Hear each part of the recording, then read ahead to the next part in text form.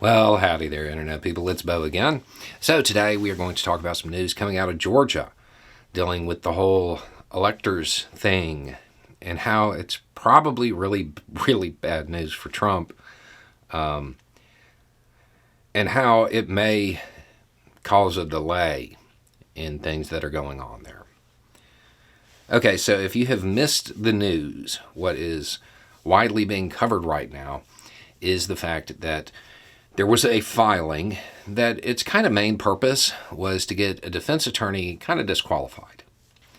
The reason this came about is that the prosecution was talking to some of the people involved in the fake electors scheme, that portion of it. And it appears that some of them started kind of pointing fingers at a colleague, saying, well, they did this stuff that I didn't know about, and kind of throwing each other under the bus.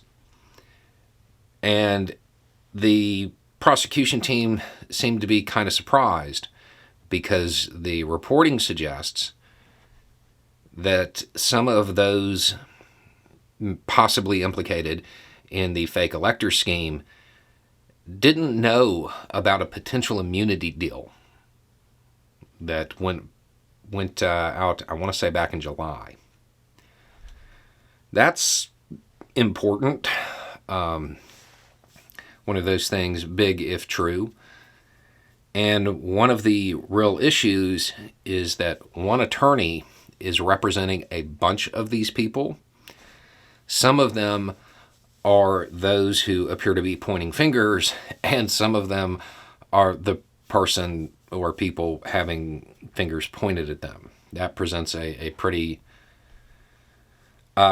ethically tricky situation for the attorney. That's what's mainly being reported and mainly being focused on. Here's the thing, and this is the important part to me. The prosecution is going back and talking to fake electors, people in that part of it. That is the bottom of those who would be involved.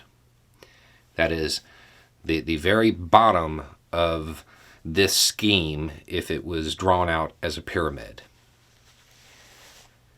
It seems to be a pretty clear indication that the prosecution in Georgia is looking at a giant conspiracy charge.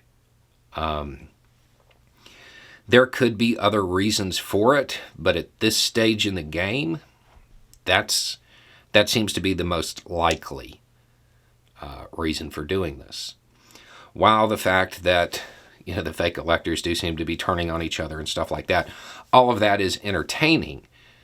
The part that really seems to matter, though, is that the prosecution's talking to them at all at this point. Particularly when it comes to getting their versions of things related to criminal activity that appears to have been unknown to the prosecution.